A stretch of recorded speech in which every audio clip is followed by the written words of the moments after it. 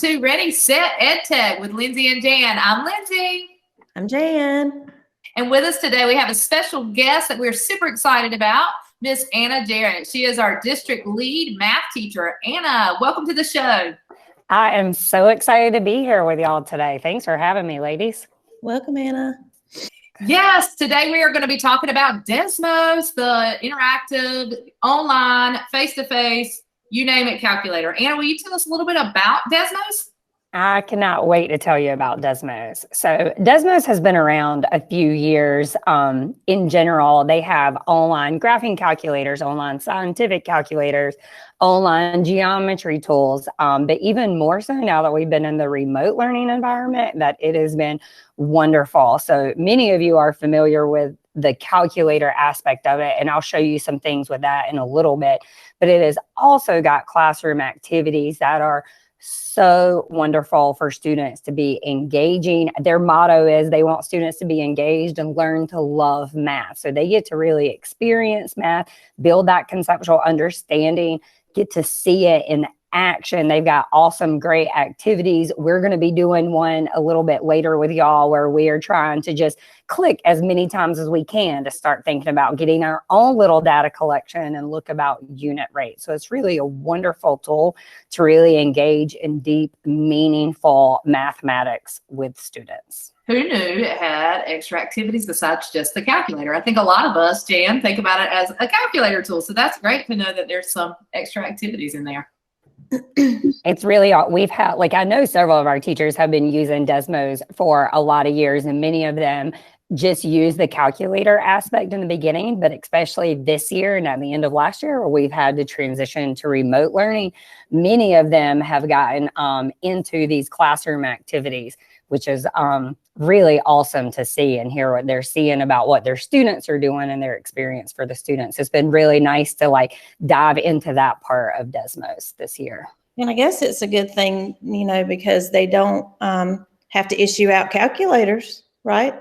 They can have the online calculators. So I think that's kind of cool too. Built in with every device. That's awesome. Mm-hmm. Yeah, that really is, because especially when you get in some of the upper level mathematics, I mean, that graphing calculator is a really helpful tool. Like, we live in a technology age world, so we want to use that to our advantage. So using those Desmos aspects really helps you focus on the mathematics about it and not get lost in some of those simple calculations. Like, that's our teachers that is do want to use it. They really talk about how, like, if they don't have 4 times 3 memorized in high school, like, yes, that does hurt my heart. But if they have a tool here, we can really help focus on the big ideas of math and not get lost in those little calculations that mess students up and get them frustrated, where they can really see the big picture and dive deep into those contexts. Because the fact of the matter is, we really do have a calculator with us all the time now. All of our math teachers that told us that in school, it's no longer the case. We have them in our pocket. We have them in our pocket. You're right. Mm-hmm. And this is for all grade levels, right? Yeah, it's for all grade levels. So we're going to look at some higher grade level examples today. But we'll talk in a future one. We'll talk about younger grade levels, because they have great things with 10 frames to kindergarten. And then we can go up to AP statistics work in Desmos. You can really get the whole wide range of anything that you want to do. You can make it as short and sweet or as complex and big as you want it, which is really awesome. That's great. So Anna, can we see Desmos? Will you give us a tour of the calculator feature of Desmos? I would absolutely love to give you a tour of calculator in Desmos. So I'm going to share my screen so y'all can follow along with me. So this is Desmos. Whenever you come to the home page, this is what you or your students will see. I'm going to focus this first part on these math tools right here. So this is the part that most people are familiar with. All of these calculators, there's a matrix calculator whenever you get into some of that upper level mathematics. But all of these, so I'm going to just highlight 2 of these to just show you really quickly what students and you would be experiencing. So this is a scientific calculator. It's very similar to what students will see in their handheld calculator, and they can do just all sorts of whatever calculations they wanted to do. So I can figure that out. I can do squares, whatever. This is just a basic scientific calculator. calculator. So they enter it on the left and the answer shows up there on the right. Yes. Perfect. Yeah. And there's some other functions you can do. Like if you have students with some accessibility needs, you can do that reverse contrast and different things. I can put it in there if I'm dealing with fractions where they see it just like that. But I do make note, this first one up here, that 8 divided by 122, it does put the division problems in there as a fraction, because that's what a fraction is. That bar, I mean, is our division bar. So it's very basic to like your regular calculator. I think it's important to have that accessibility. I like that feature. Yes. We've been talking a lot about accessibility lately, so that's a great thing to have. Agreed. And I can click right here and it'll change it back. So notice it gives me that automatically in the decimal, but if I can click right there, it can put it back in fraction form. Yeah, and I'll see this one. So it reduced in that fraction there. I think that's great to really make that connection between fractions and division, because I think sometimes that concept gets missed in kids, you know, that a fraction is not, you know, a part, but that's what division is finding. You're part of the whole. Yeah, exactly. We're making those connections in here. And even then, so in fraction and division, and then just between the fraction and the decimal, how it's different forms of the same number, because sometimes I may want to work with a decimal. Sometimes I may want to work with a fraction. So making those connections between those is really helpful for students too, to be able to see it that quickly. Yeah, to be able to visualize that, that's great. All right, so I'm going to go to the graphing calculator really quickly. And this is where, I mean, this is tremendous for students. So there's so many, I'm not going to show you all the functions in here. There's so many things you can do, but I'll just hit on some key points. So if like student was graphing the line 2x plus 4, that's all. I type it in there and it just shows me my graph just right at the beginning. If I was doing systems, I could do 1/2 x minus 2. And I can now see just that easy. I can see I can easily compare their slopes. I can compare their y-intercept. I can see here where they intersect to really build the idea of what is going on here if we were working with systems of linear equations. But I want to show you this part because this is where I see it's tremendous with what we were talking about earlier, with that really focusing on the concept of math. So I can put in here, if say I didn't want a specific slope, I can put like AX. And what it's going to do is it's going to put a slider here for the value of A where it can play with the value of A. So I can see as my A value gets bigger, my slope is getting steeper. As my really A value, understanding that. Yeah, it's really, and then I see as it crosses over here to the negative, I'm going to see that negative slope. My line is going to be going down there. And so students really here can play around and focus on the concept of what's going on. Instead of getting lost in the numbers. You know, sometimes I think we get lost in the, like you said, the multiplication fact that you don't know or whatever, but this really helps them understand the concept before they dive into, let's look at the numbers and how the numbers affect those things. Yeah, and I do want to make it not, like I'm not ever preaching in math like that. They do have to do all these calculations and stuff, but when they can focus on this, like you said at the beginning, students really get that concept, and then we add in those layers and stuff later. Like here, if students were figuring out what in the world is this plus B, like I have no idea what this plus number is, they can see how it's moving that y-intercept up and down. Like here, my B is -4. Look down here, it crosses my y-axis at -4. If I make that B value bigger, it's shifting my line up. So there, my B value is 2. It's crossing my y-intercept at 2. And I can do all kinds of graphs. Y equals x squared. Like I can do anything in here, and I could do the same thing here. Add that A. So did it do greater than and less than? Was that what I saw there? Oh yeah. So it should do well. So that was in the other one. So here, if I was working with linear inequalities, it's going to graph my y equals 2x here. Here I'm going to unclick, and if I don't want to see the other line, I can just do that unclick, and it's going to take it off. So where did you unclick? I'm sorry, do that one more time. Where did you unclick? Right here. So on this left-hand side where you see this. So if I only wanted to look at one at a time, here we go. So now this is showing it did my line as y equals greater than 2x, and it's shading all the values where that would be greater than here. I just think that's just great for kids to, like you said, just truly understand the concept before they dive into the math of it. I love that. It's really nice. And one more feature I'll show real quick is students, a lot of time in our graphing calculators, we can only input things as y equals. So students will often get, whenever they get into math 1 and in high school math, they don't always see their equations as y equals. So they may see something like 2x plus 4y equals 10. And what students right now have to do is they're going to have to manipulate that equation to solve for y, to get y by itself. Whereas in Desmos, if they can just put it right there, boom, they don't have to manipulate it to solve for y. And now, I'm not saying as a math teacher, I would still need them to know how to like by hand solve for y. But if I have these tools at time, why do I need to take the extra time and extra steps? The more steps students have to do, the more places they have to make mistakes. Whereas sometimes I have this tool, I want to use it to my advantage. Right. And so still know the skill and the foundation behind it. But once you've mastered that, why spend your time going back to that? Exactly. Exactly. It's so nice. It's time saver. Time saver, and it takes out some steps. Yeah, I like that.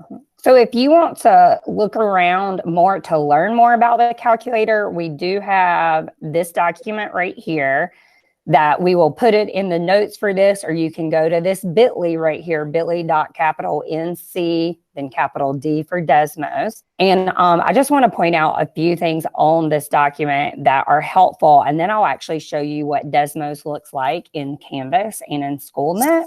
So you did say NC Desmos. So that is because it is being used in our NC test platform, right? And this is the calculator that we'll use for EOG and EOCs? Yes, it is. Ding, ding, ding. So this is anytime our student takes in North Carolina any of their math exams online, they have access to Desmos within that. And I'll actually show you what it looks like too in our online testing platform, what students would see and experience. I do want to make two important notes with that. Students still have access to their handheld calculator when they take their EOGs and EOCs as well. So it's not taking anything away. It's just adding another tool there for them to use. And if any student had an accommodation where they are taking their assessment paper pencil, then they will not have access to Desmos.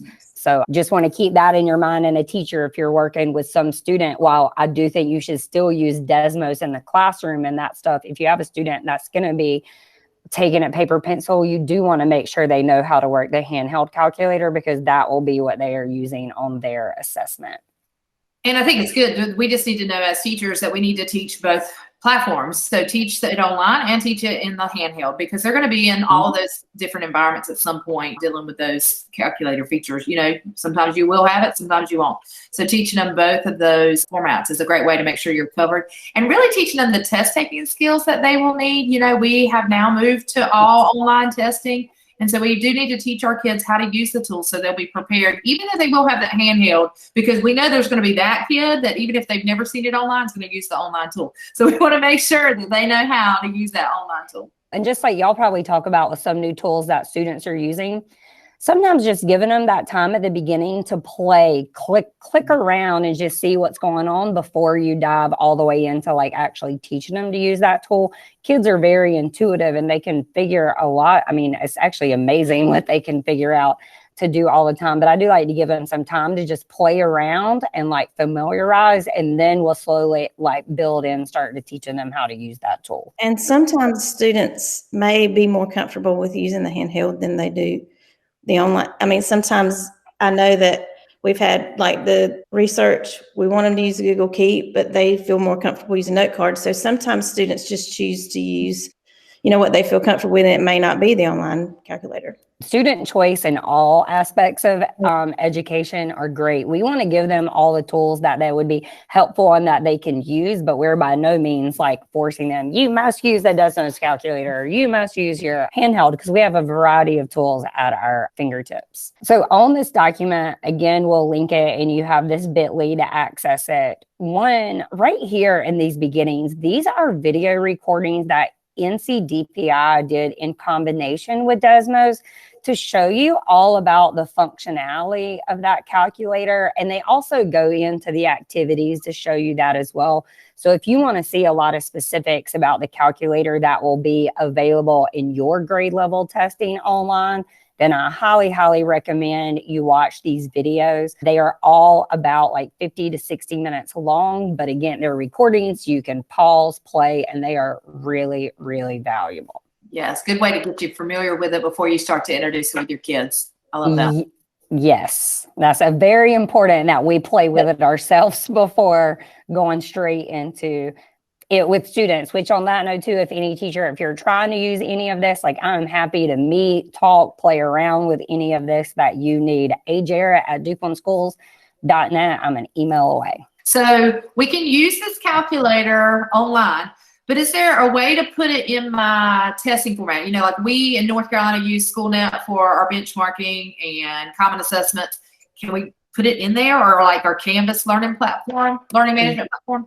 Yes, we can. We can put it almost anywhere we want. If we scroll down here, we have all of our source codes where we can just copy and paste and embed these in here. And I'm going to show you quickly right now what that looks like, but I do have documents and videos for how to embed these that you can go back and reference later. All right, so let's look and see what Desmos is like in Schoolmate. So we use Schoolmate for all of our benchmark testing here in DuPont County, and a lot of teachers use it for their own classroom assessments. So putting it in the Schoolmate's a great way for our kids to get some familiarity with it and allow teachers to collect some standards mastery data as well. I think it's great that we can put it in there. Yes, and it is so easy to put it in here too. So back to this document, all I'm going to do, one is I'm going to copy whichever calculator I want. So if I was a grade 3 through 5 teacher, I'm going with this 4 function. Grade 6, 7, and 8, I'm going with the scientific. In high school, I'm going with the graphing. A side note too, 8th grade students will actually have access to graphing and the scientific calculator when they're in their testing. So 8th grade students will have access to both of those. So let me go back to my Schoolmate. And so I have, these are just some questions I pulled into a practice assessment. Put it on your clipboard. So just copy Command C, got it copied. Okay. That's right. Copied, Command C is copied. And I'm going to go in here to edit this question. So in here, when you're editing a question, I mean, I could change anything in here. I could change the answers, whatever I wanted. But to embed the calculator, whenever I see these 2 little arrows, which do y'all have a technical name for these? I just call it your embed code. No, symbol. So in most any program, whenever you see something similar to that, that's going to take you to that code where you can embed. And whenever I pull up here, this is like a foreign language to me. Let it be known, I know nothing about coding. But what I can do, I have that code copied. So I'm just going to go to the bottom of the screen. And look, I'm going to say this. Don't delete what's up there in the source code. Go all the way to the bottom. Ding, ding, ding. Because what would happen if we deleted everything in the source code? You would lose your whole question. Yeah, we would lose it all. So I'm just going to go to the bottom, and I go to the bottom because wherever I put it in here, this is where my calculator is going to appear. If I copied it up at the top, my calculator is going to appear above the question. Because they would see the calculator first and not the problem. That could be confusing. Right. And this is speaking from experience. We had that experience before when we were first learning about this embedding in here. And Command V. And so now I see what I just copied and pasted is down there. So I'm going to hit save. And now when I look at this question, my calculator is embedded right here into the page. So whenever your students are using it, they'll see it right there.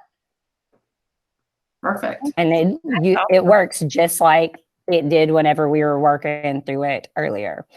And I would go down here and hit save.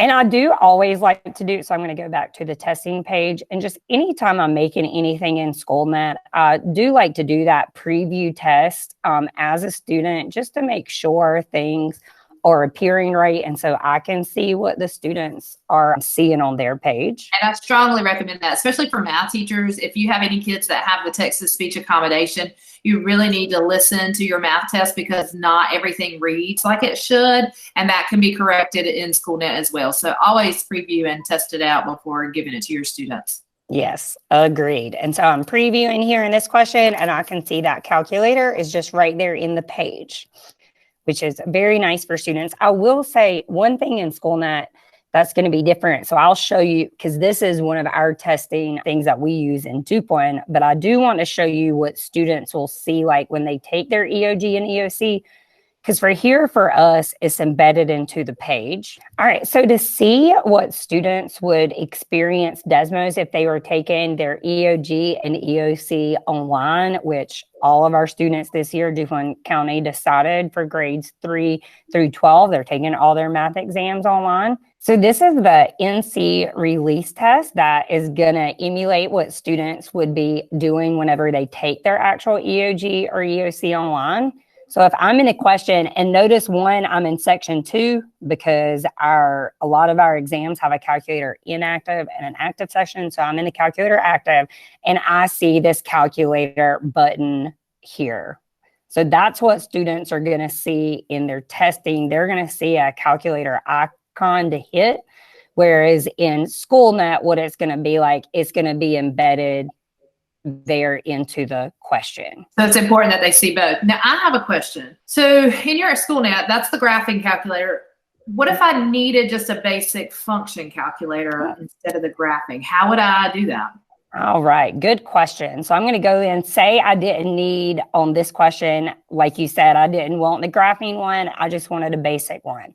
So I can go back to this document where the source codes, and here's where I can pick which calculator would I like students to have access to. So if on a question, I just wanted them to have access to this 4-function calculator, I'm going to Command C to copy that, go back to the question. And again, these little source code arrows are what I'm going to be looking for. And I'm going to scroll down to the bottom and paste it, Command V, save. And here we go. Hey guys, we have a special little announcement about what you can do with the graphing calculator embedded into your Canvas or Schoolnet page. So some of you may have been wondering when you see your calculator here in your screen, well, where is your actual calculator? Because you were just seeing your graphing. So here's where this magical little keyboard button right here, if you click that, then it is going to pop up your calculator. So if I was just doing, let's say I had 2 squared minus 16 to the 3rd power, boom, I've got it right there in there. So that little magical keyboard is what's going to pop up the calculator. And it also works the same if you're in the Desmos page as well. So I just went back to the Desmos to pull up that graphing calculator. And that same little keyboard is down here. So that little keyboard button is what's going to pop out. So you see all your regular calculator functions to use. Now back to your regular scheduled broadcast. I wanted maybe them to have access to both, and I could copy and paste both of those codes in here, and so they could have 2 at the bottom. But it's not going to, because if you look at the top, you'll actually see these are NC test versions of the calculator. So that code is for that specific calculator. Okay. And on the NC test, the calculator, the icon, it's going to have the calculator that they need for that question. It's going to automatically have that. Yes, that is a good question. It will automatically have whichever one your students need there. And again, for that grade 8, they'll see 2 calculator options there for them. It'll have whichever one they'll need, but they'll only see it on, obviously, calculator active questions. So I want to go back just to make sure I understand and clarify. So in the NC test for 8th grade, they'll see 2 calculator icons? Yeah, they will see 2 calculator icons, and that is because that was new this past year, because many of our 8th grade classrooms actually have handheld graphing calculators and not scientific calculators. So if students were in an 8th grade classroom that had graphing calculators and that's the tool they were using all the time, they didn't want to then take that away whenever they go on testing and only have the scientific option. Because a lot of our 8th grade, and we have, I mean, a decent amount of students take that Math 1 in 8th grade. So that's why a lot of those classrooms have that calculator. So they want to make sure they're giving them the options that are really available in their classroom. That makes sense. So now we can also do the same practice like we did in Schoolmate, but we can also put it in our Canvas learning management system if we're giving quizzes or doing a page content. We can. You can put Desmos into pretty much anything in Canvas. So I have one where you can see what, obviously I don't have a question, and I'll show you how I put this in there, but this is what they will see here. It's just the same thing, that y equals, whoop, it helps with the equals and not a minus, 7x, and it's going to graph. So how we do that, if you are in your modules or pages or quizzes, wherever you are, again, I'm going to go to edit here. And again, I'm looking for the same type little arrows, and down, it's going to be down here. So I can go to that HTML editor because I'm going to go in and that code. And so one, it's already there, but I would do the same thing I did before. Like I would copy whichever calculator I wanted, Command C, go back here, and Command V to paste it in there. And again, like you said earlier, Lindsay, you don't want to delete anything else. If you have other stuff in that page, you won't want to delete it because it would get rid of all of it in there.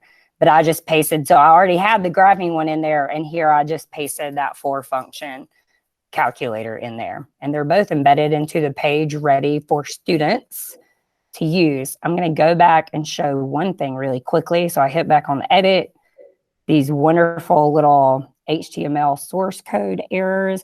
And if you did want to change the size of it, I'm going to highlight here this width and height.